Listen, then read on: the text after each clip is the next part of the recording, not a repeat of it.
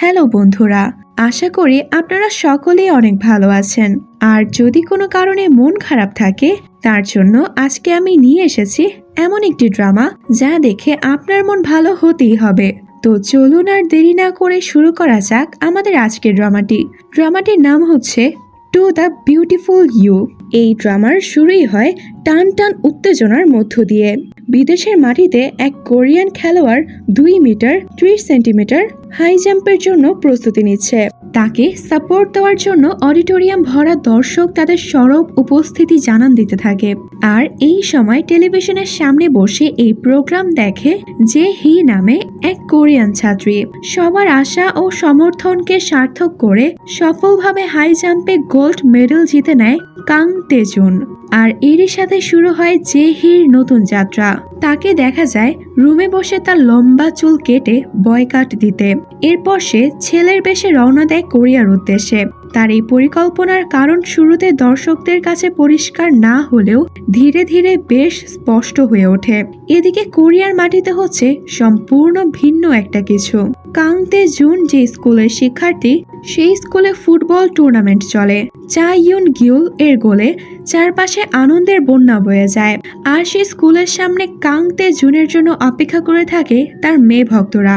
J হি সেখানে উপস্থিত হয় ট্রান্সফার স্টুডেন্ট হিসাবে এবং সেখানে টিচারকে কনভিন্স করে যে সে ছেলে।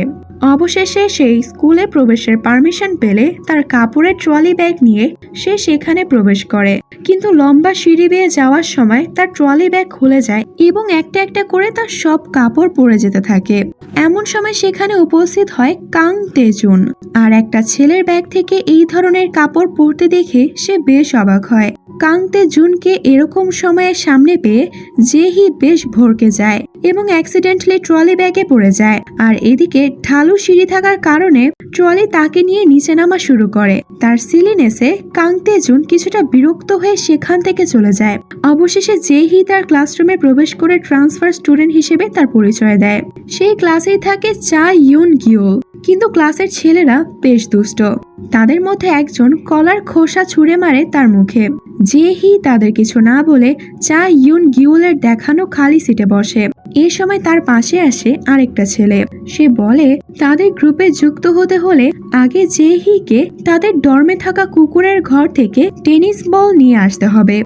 জে হি সেখানে যেয়ে দেখে ভয়ঙ্কর সব কথা লেখা। তবুও সে সেখানে সাহস করে এগিয়ে যাওয়ার পর দেখে আসলে কুকুরটা বেশ ফ্রেন্ডলি এবং তার সাথে খেলা শুরু করে। আর এদিকে জে হি হয়তো এখন বেশ বিপদে আছে ভেবে ক্লাসের ছেলেগুলো হাসাহাসি করতে থাকে। এমন সময় কাং তেজুন কুকুরের ঘরের সামনে এসে লেটুস বলে ডাকতেই জে হি আড়ালে চলে যায়। কাং তেজুন কুকুরকে আদর করতে থাকে এবং তার সাথে কথা বলে। সে বলে আমাকে কালকে শুটিংয়ে আবার হাই জাম্প করতে হবে, আমার শুটিং করতে ইচ্ছা করছে না।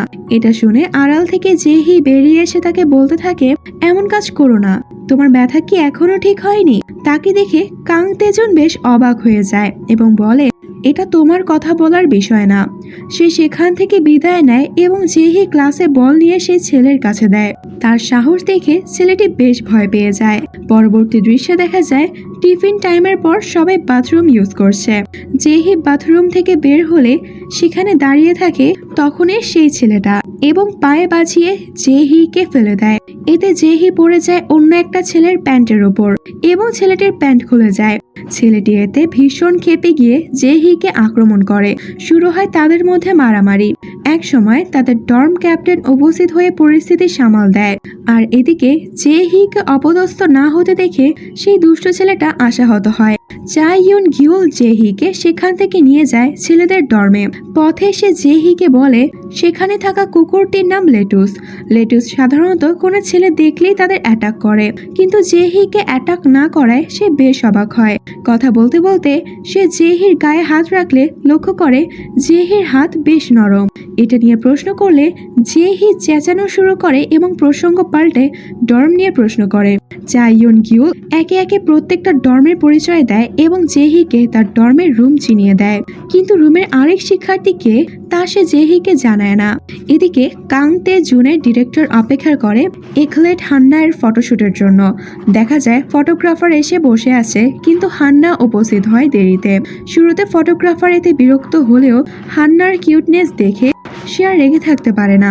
ফটোগ্রাফের মাঝখানে ব্রেকে হান্না জানতে পারে কাংতে জুন আজ ফটোশুটে আসবে না। তা শুনে সে খেপে গিয়ে সেখান থেকে চলে যায়। পরবর্তীতে দেখা যায় ডিরেক্টর জ্যাং কথা বলছে এসটি কোম্পানির সাথে। তেজুন পরবর্তী কম্পিটিশন থেকে কোচ হর্টনের সাথে ট্রেনিং শুরু করবে, কিন্তু তেজুনের পায়ের আঘাতের কারণে এসটি কোম্পানি তার কন্ট্রাক্ট পুনরায় পর্যালোচনা করতে চায়। তা শুনে ডিরেক্টর জাং তেজুনকে আরেকটা সুযোগ দেওয়ার জন্য কোম্পানিকে কনভিন্স করে। সাথে ডিরেক্টর জাং তাদের এও মনে করিয়ে দেয় যে এই কোম্পানিতে জুনকে বেছে নেওয়া হয়নি, বরং কাং তেজুন এই কোম্পানিকে বেছে নিয়েছে। সেখান থেকে বের হয়ে ডিরেক্টর কাং তেজুনকে কল করে বলে কমার্শিয়ালের জন্য তাকে হাই জাম্প দিতে হবে। তেজুন এতে অস্বীকৃতি জানালে ডিরেক্টর জাং তাকে জানায় যে কোচ হর্টন তাকে দেখতে আসবে। অবশেষে তেজুন হাই জাম্পে রাজি হয় এবং তার চেক আপের জন্য স্কুলের ডাক্তারের কাছে যায়। পরে সে মন খারাপ করে লেটুসের কাছে যায় তার মনের কথা খুলে বলতে। এমন সময় তার কাছে ফোন আসে তার বাবার। তার বাবা তাকে অপমান করে পায়ের আঘাতের জন্য তেজুন দীর্ঘ বিশ্রাম নেওয়ার কারণে। তার বাবা আরও ওয়ার্নিং দেয় পরবর্তী দিনের কমার্শিয়ালের হাই জাম্পে তেজুন যাতে কোনো ভুল না করে। এদিকে ডর্মে জেহি তার জিনিসপত্র গুছিয়ে গোসলে যায়, আর তেজুন রুমে এসে দেখে তার সব জিনিস এলোমেলো। আসলে জেহি আর তেজুন একই রুমে পড়ে যায়। তেজুন তো তার রুমে জেহিকে দেখে খেপে যায়। সে জেহির ব্যাগ সহ তাকে রুম থেকে বের করে দেয়। আর কোনো উপায় না পেয়ে জেহি উপস্থিত হয় লেটুসের ঘরে। সেও আপন মনে মনের দুঃখের কথা বলতে থাকে লেটুসকে। এমন সময় সেখানে উপস্থিত হয় ডর্মের ক্যাপ্টেন সিয়ং রি। জেহিকে সেখানে পেয়ে সে ডর্মে নিয়ে আসে। দরজায় আওয়াজ পেয়ে তেজুন ভাবে জেহি ফেরত এসেছে এবং বলতে থাকে তোমার কি মরার শখ হয়েছে? এই কথা শুনে সিয়ং রি বলে তোমার মরার শখ হয়েছে নাকি? তোমাকে কে বলেছে তুমি একাই এই ঘর ব্যবহার করতে পারবে? তার ধমকে অবশেষে তেজুন জেহিকে ঘরে থাকতে দেয়। জেহি খুশিতে নিজের বিছানায় গিয়ে শোয় আর মনে মনে ভাবতে থাকে গতকালও আমাদের মধ্যে এক মহাসাগর দূরত্ব ছিল। আমি বিশ্বাস করতে পারছি না আজ আমরা শুধু এক হাত দূরে। সে আশা করে আগামী দিন সে তেজুনের হাই জাম্প সামনাসামনি দেখতে পারবে। এদিকে সকালে ঘুম থেকে উঠে তেজুন দেখে রুমের চারপাশে নোট লাগানো। টেবিলে রাখা কতগুলো বোতলের সামনে নোটে লেখা তুমি কোন ফ্লেভার পছন্দ করো আমি জানি না, তাই সবগুলো নিয়ে এসেছি। এসব দেখে জেহিকে খুঁজতে তার বিছানার কাছে গেলে সেখানেও নোটে লেখা সকাল সকাল আমার মুখ দেখে তোমার মন খারাপ হবে, তাই আমি এখান থেকে চলে যাচ্ছি। তার এই সব ছোট মানসিক কর্মকাণ্ড দেখে তেজুন বিরক্ত হয়ে নোটগুলো ছিঁড়ে ফেলে।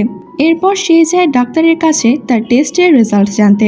ডাক্তার তাকে জানায় যে সে সম্পূর্ণ সুস্থ হয়ে গেছে, আঘাতের কোনো দাগই আর নেই। তা শুনে তেজুন বলে ভালো, কিন্তু তার মুখের দিকে তাকিয়ে ডাক্তার বুঝে যায় এই খবরে তেজুন খুশি হয়নি। এটা নিয়ে জিজ্ঞাসা করলে তেজুন তার উত্তর না দিয়ে ডাক্তারকে ধন্যবাদ জানিয়ে সেখান থেকে চলে যেতে চায়। এমন সময় ডাক্তার বলে হান্না তো তোমার পরিচিত, তুমি কি আমার জন্য তার একটা অটোগ্রাফ নিয়ে আসতে পারবে? ডাক্তার হান্নার ফ্যান বুঝতে পেরে তেজুন হেসে ফেলে আর জানায় দেখা হলে সে অটোগ্রাফ আনবে। পরবর্তী দৃশ্যে দেখা যায় তাদের স্কুলে ফুটবল খেলা চলছে। ফুটবল খেলার মাঝে একটা ছেলের পায়ে বেঁচে তেজুন পড়ে যায়। ছেলেটা হাত বাড়িয়ে তেজুনকে টেনে তোলে। ছেলেটা তেজুনকে বলে তুমি নতুন স্পন্সরশিপে সাইন করেছো শুনলাম, তুমি মনে হয় বেশ নার্ভাস। তেজুন উত্তরে বলে তুমি কি জানো তুমি কেন একবারও আমাকে হারাতে পারোনি? কারণ তুমি অনেক বেশি ভাবো।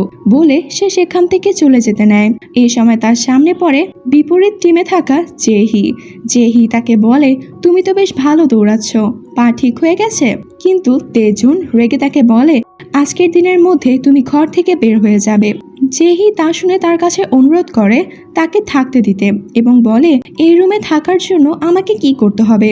তেজুন শর্ত দেয় জেহি একটা গোল করতে পারলে সে তার সাথে একই রুমে থাকতে পারবে। তা শুনে জেহি পুরো দমে লেগে পড়ে গোল করার চেষ্টায়। এদিকে তার পরিশ্রম দেখে চা ইউন গিউলও তাকে সাহায্য করতে এগিয়ে যায়। কিন্তু এমন সময় প্রথম দিনের ক্লাসের সেই দুষ্ট ছেলেটা আবার পা দিয়ে বাজিয়ে জেহিকে ফেলে দেয়। মাঠে এত জোরে পড়ে জেহি জ্ঞান হারিয়ে ফেলে। তা দেখে তেজুন এবং চা ইউন গিউল দৌড়ে এসে তাকে স্কুলের ইনফার্মারিতে নিয়ে যায়। এমন সময় তেজুনের কাছে মেসেজ আসে হাই জাম্পের সব প্রস্তুতি সম্পন্ন হয়েছে। সে দৌড়ে জিমে গিয়ে উপস্থিত হয়। সেখানে তার নতুন কোচ, ক্যামেরা, লাইটিং সব সহ ডিরেক্টর চাং তার অপেক্ষায় আছে। কিন্তু এখানে হাই জাম্প করতে গিয়ে সে বারে আটকে পড়ে যায়। এদিকে কিছুক্ষণ বিশ্রামের পর জেহির জ্ঞান ফিরে আসে। তা দেখে সেখানকার ডাক্তার তার কাছে আসতে থাকে। এটা দেখে জেহি কিছুটা বিচলিত হয়। ডাক্তার তাকে জিজ্ঞাসা করে ছেলেদের স্কুলে একটা মেয়ে কি করছে। এই প্রশ্ন শুনে জেহি থতমত খেয়ে যায়। এর মধ্য দিয়ে প্রথম এপিসোডের সমাপ্তি ঘটে। এই পরিস্থিতি জেহি কিভাবে সামাল দেয় তা দেখতে চোখ রাখতে হবে এপিসোড 2-তে।